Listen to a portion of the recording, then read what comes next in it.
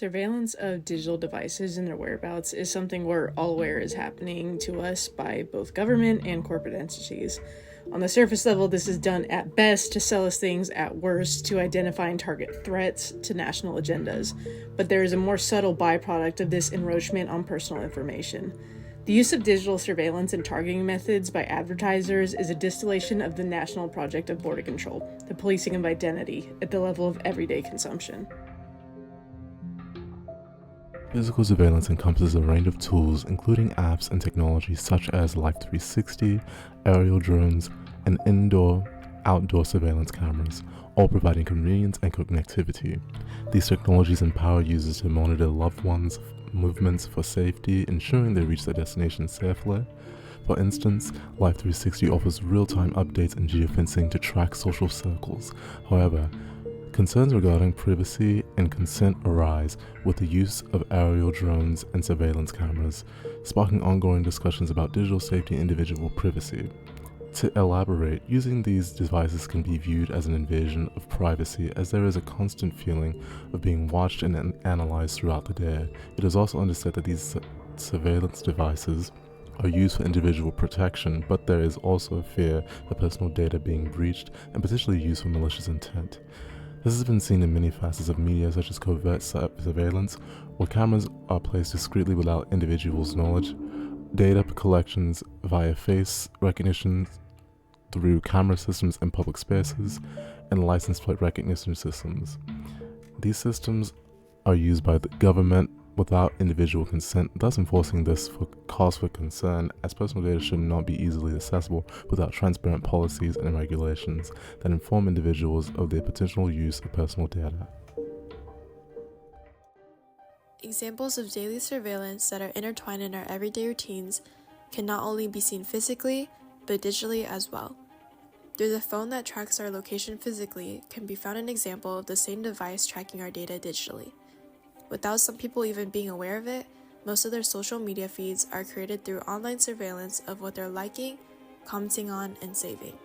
From there, personal and specific algorithms are curated to keep users coming back for more. What are algorithms? Algorithms are a mathematical set of rules to help specify how a group of data behaves.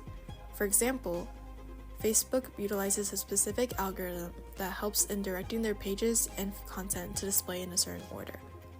So in other words, the content that you see in your Explore pages are all specifically given to you based off an algorithm that has been curated by your past activities on the app. With an estimated 60% of the world's population using social media as of 2023, that equates to millions of posts and users needing to be monitored and managed in order for every one of them to remain engaged. With the help of algorithms, the large task can be simplified and minimized to the work of a mathematical set of rules based on the data of the user. Although not a physical form of surveillance, the use of algorithms is still a form of digital surveillance.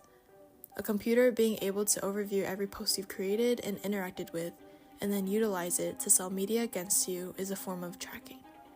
Whether visible or not, known or not, forms of surveillance are very prevalent in our everyday lives. Targeted ads can be quite a hassle to people. According to Vox, when a struggling person is on the web searching for solutions, the targeted ads may unintentionally remind them of the dilemma they're having right now.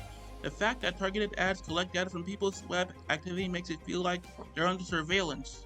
However, where the deeper issue lies is when the everyday forms of digital surveillance move away from capitalist adventures and into policing. One example of data is our digital footprint, which is a gathering of information from interacting with strangers online, talking to each other, into photos we post online to show our loved ones how we are doing. All sorts of information, such as what I've stated from our digital footprint, from even the targeted ads we receive, to our browser histories and everyday interactions such as our phone scrolling, are all compiled into profiles that can be used for more serious issues than just our social media algorithms, like militarization.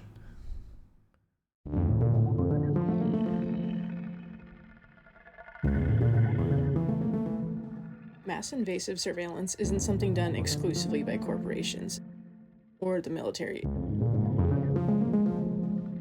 but done in tandem by both. military often relies on information collected by social media companies to add to their databases, and the government will turn a blind eye to the extra-legal means by which these companies collect said data.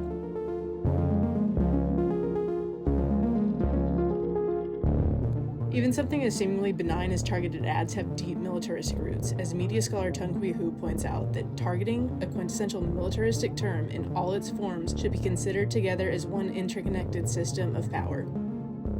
From targeted advertising to targeting suspicious neighbors to targeting drones.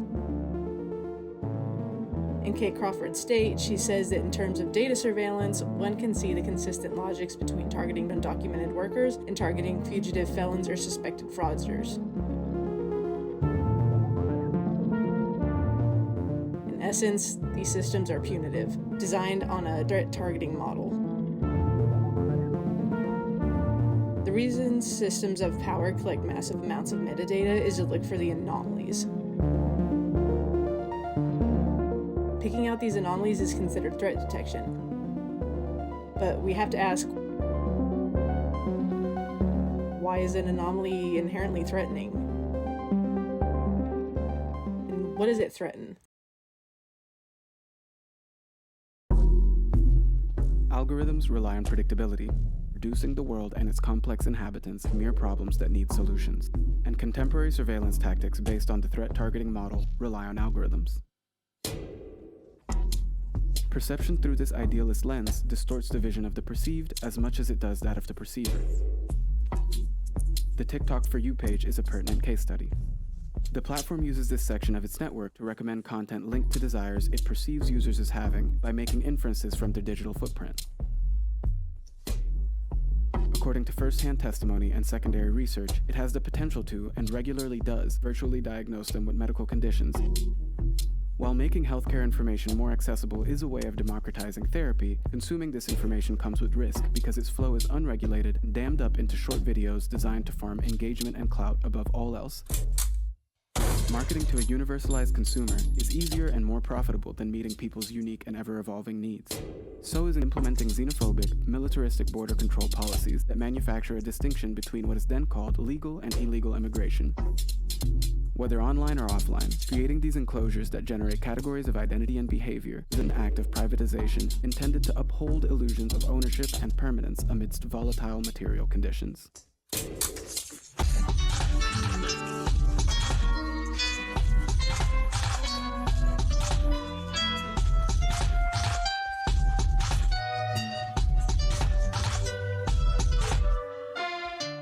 The philosopher Walter Benjamin put it this way: fascism attempts to organize the masses without affecting the property structure which the masses strive to eliminate, giving these masses not their right, but instead, a chance to express themselves.